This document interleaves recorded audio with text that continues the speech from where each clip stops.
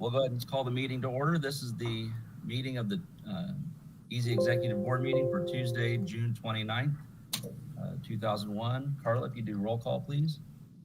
Todd Villardo. Here. Todd Butler. Here. Carrie Jackson. Here. Jill Rogers. Here. Danette Young. Here. Did we get Mr. Jackson? Carrie Jackson. Sorry about that. Here. Okay. All right. We didn't have anybody make comment on the agenda ahead of time. The consent agenda is our May 11th board meeting minutes, and then the monthly bills and financial statements and recommendation for resignations. Hopefully everybody had a chance to read over the minutes. On the monthly bills and financials, remember we sent out at the time that in June where we would normally have a board meeting, sent out the invoice list for that, and then this invoice list as well as our fund balance. So you've got both sets of invoice lists there, as well as our financial statement for the end of May, check transaction list, and so on. So Rachel, is there anything that you want to say about the financial statement?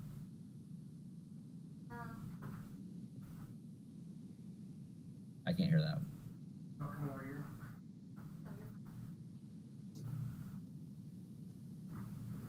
So as of the end of May there, you see some of the third quarter tuition billing in there.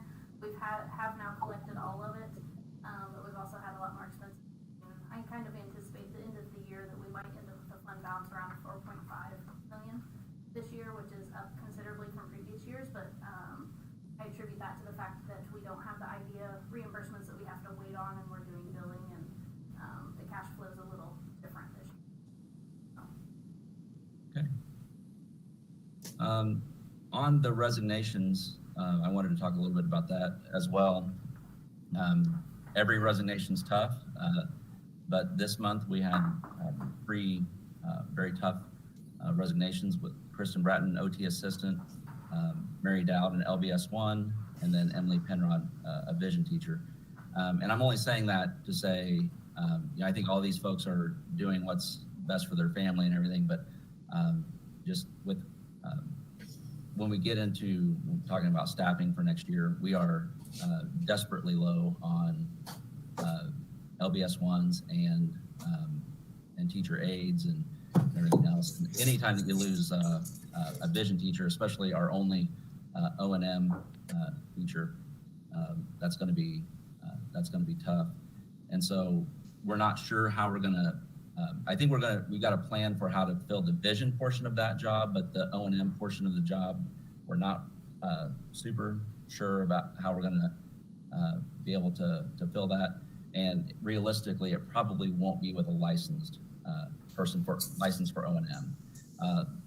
Our vision teachers, we've got folks that have been teaching vision for 30 years. They know what to do, but it's just a matter of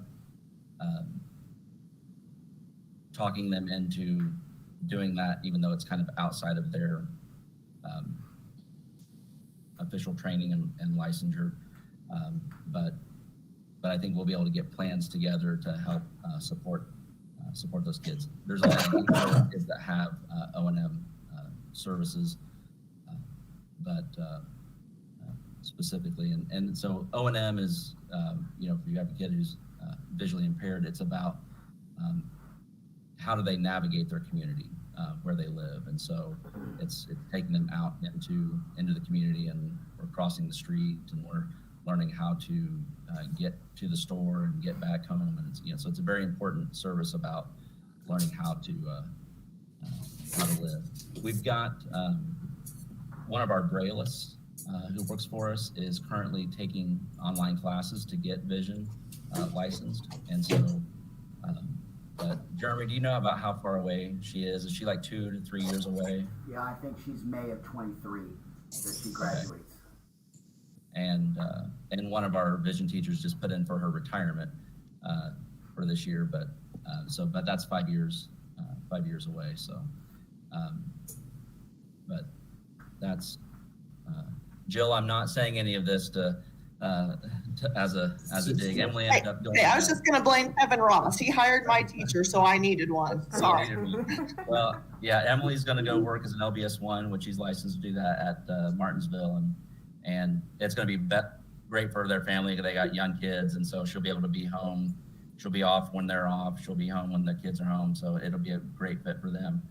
It really is our loss and Martinsville's gain there, but I just wanted to be upfront with the board that that's going to be a tough position to fill. So, any questions on the minutes, financials, or resignations? If none, do I have a motion to approve as presented? I'll make it. Second, Peter. Todd Butler, second, Carrie Jackson. Any questions or discussion? Roll call vote, Carla? Carrie Jackson, Yes. Todd Velardo, Yes. Jill Rogers, Yes. Danette Young, Yes. Todd Butler. Yes. Okay, thank you. The next agenda item is employment. We had one of our deaf and hard of hearing teachers resign effective at the end of this year, and we were able to find a replacement teacher for her for next year, which is fantastic. And so we want to recommend Lydia Bella Razovin as a deaf and hard of hearing teacher effective August 9th, 2001. Do I have a motion to employ her as presented? I'll make that motion. Motion from Mrs. Rogers. Second.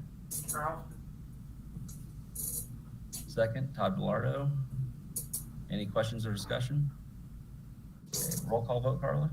Carrie Jackson, Yes. Danette Young, Yes. Todd Butler, Yes. Todd Velardo, Yes. Jill Rogers. Yes. Okay. The next agenda item is our insurance renewal. And we had quite a significant increase for next year of about $37,000, about 37% over last year's costs. Almost 30,000 of the increase in premium is due to workers' comp.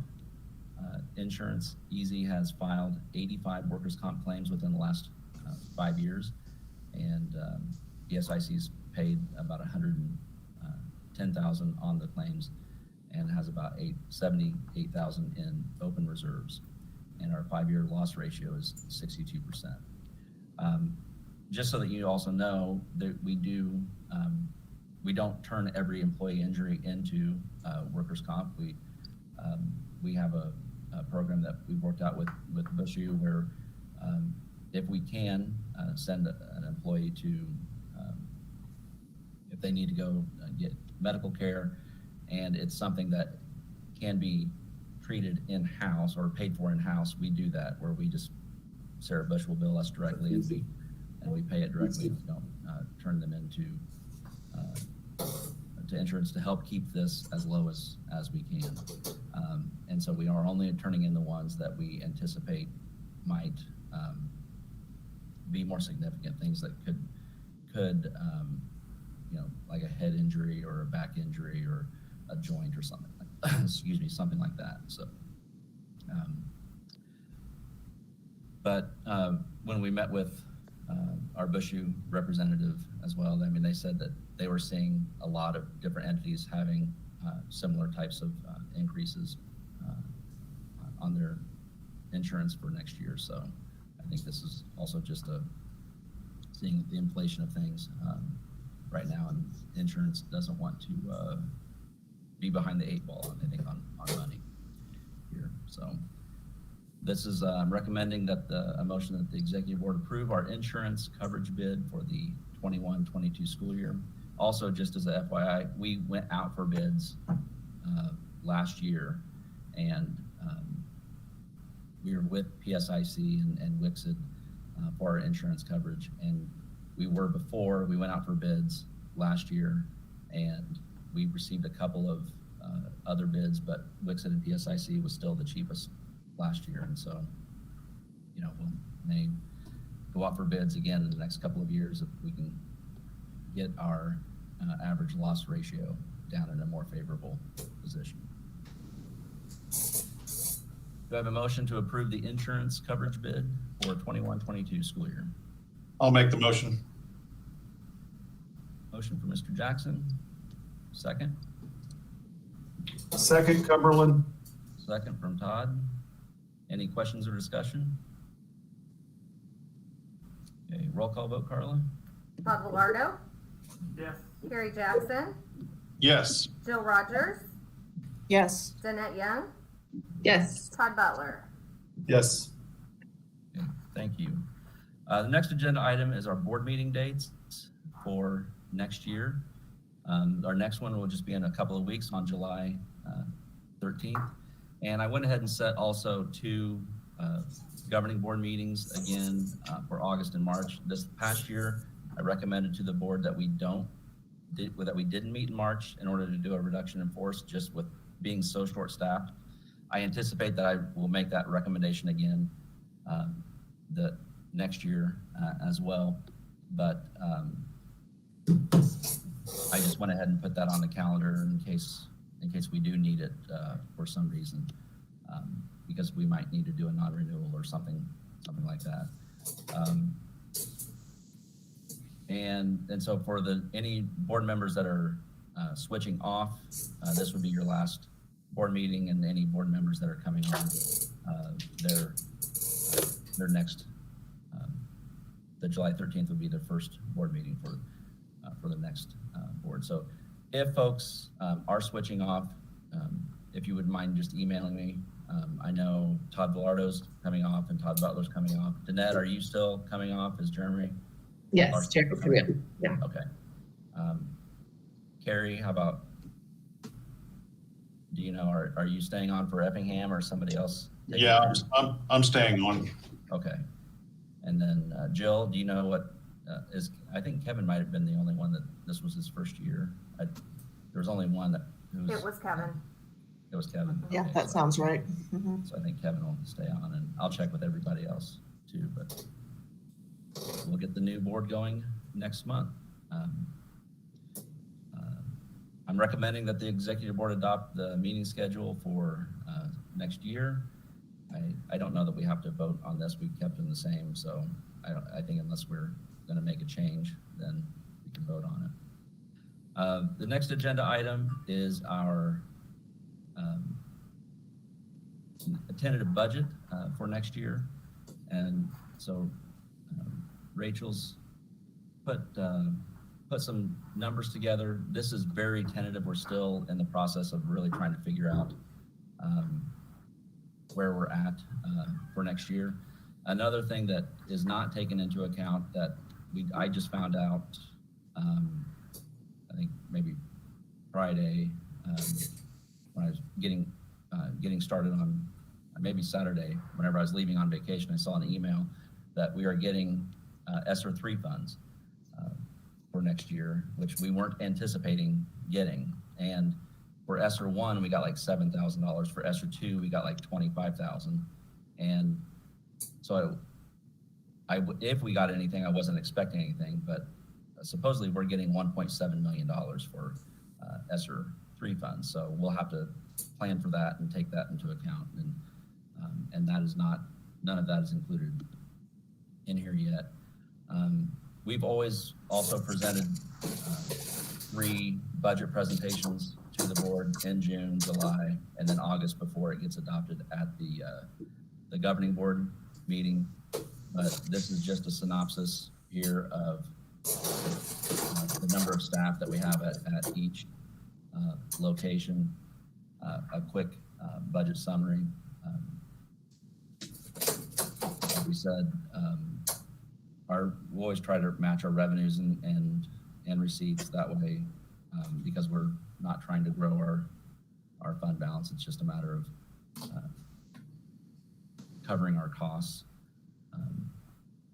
And just like we talked about last year, the tuition piece if we looked at this FY21 compared to FY20, our tuition significantly increased because we don't have the federal IDEA grants any longer. That's going directly to the districts, but we still do get evidence-based funding that we use to offset tuition.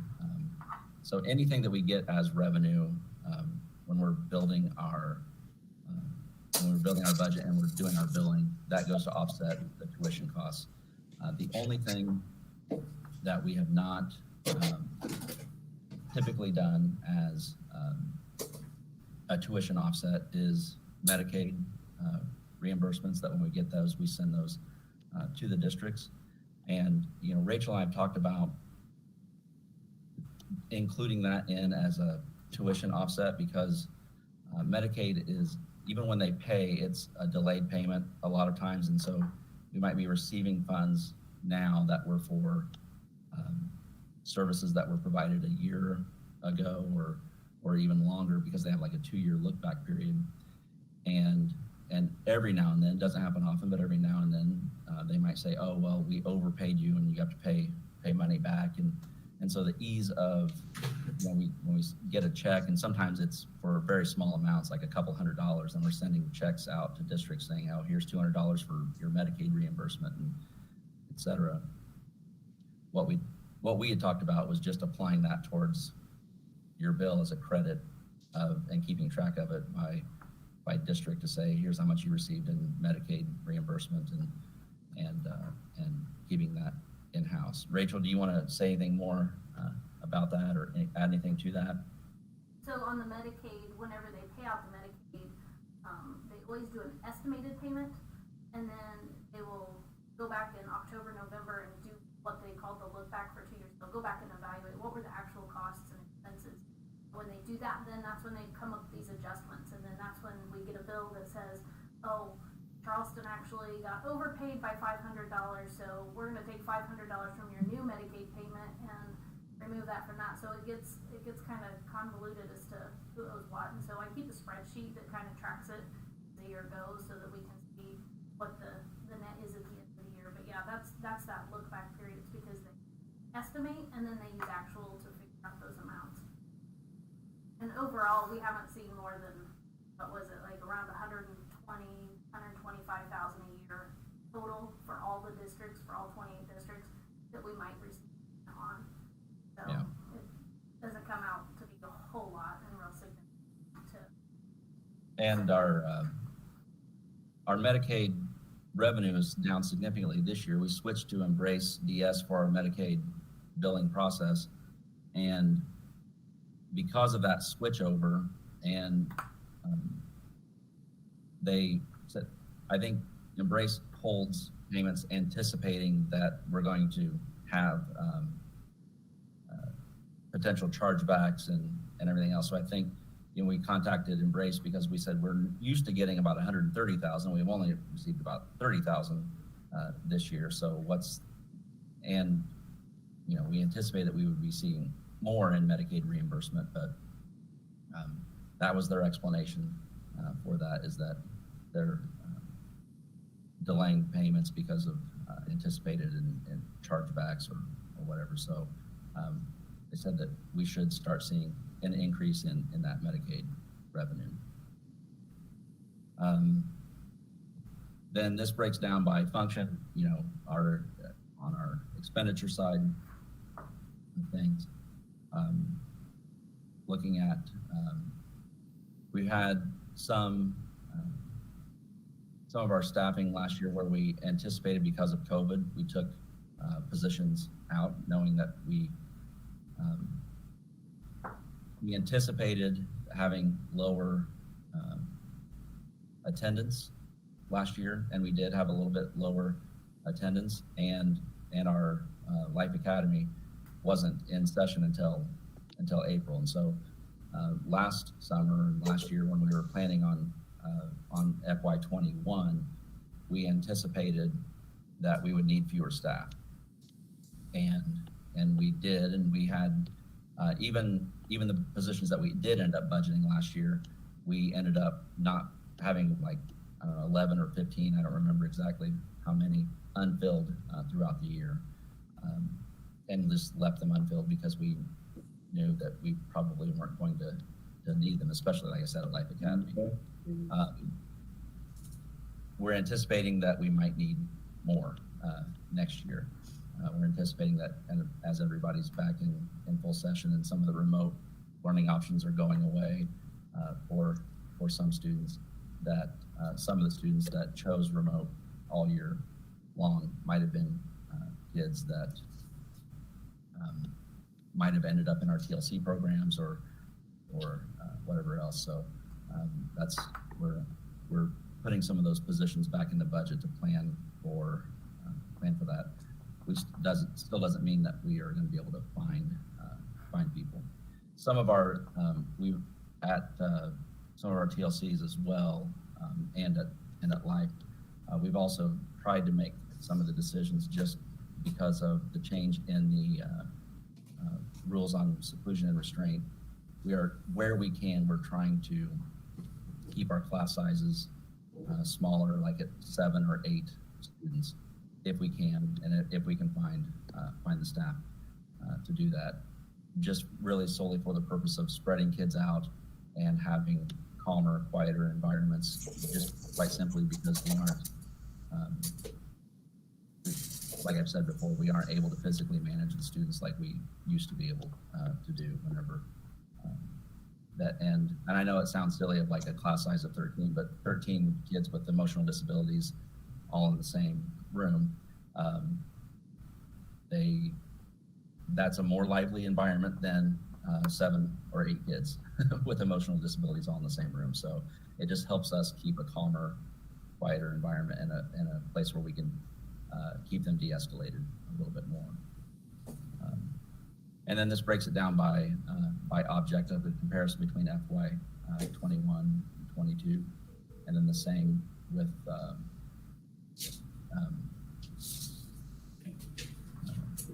by program.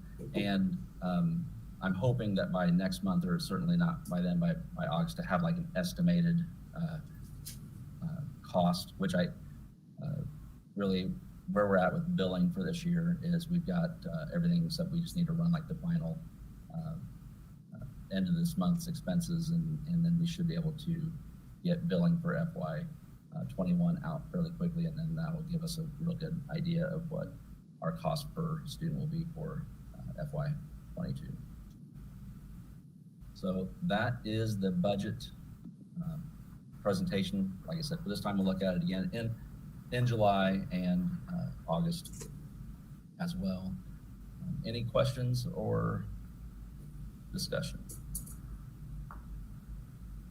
We don't need to take action on this at this time. We'll take action on it in July as a recommended budget, so that we can make it public at least 30 days prior to the adoption by the governing board. So if you have any questions about the draft budget, just let me know. I'm recommending that we drop agenda item number 9 from the plan today. This is the required board resolution to participate in the TRS supplemental savings plan. We put this together and then reached out to Brandon just to double check, Brandon Wright, our attorney, to double check and make sure that we should do this now. And he's actually recommending that we wait until TRS comes up with an implementation date before we adopt this, just in case they make changes to anything between now and then. So we don't need to do any action on agenda item number 9. That being said, that's the last agenda item that I have. Anything else for the good of the cause?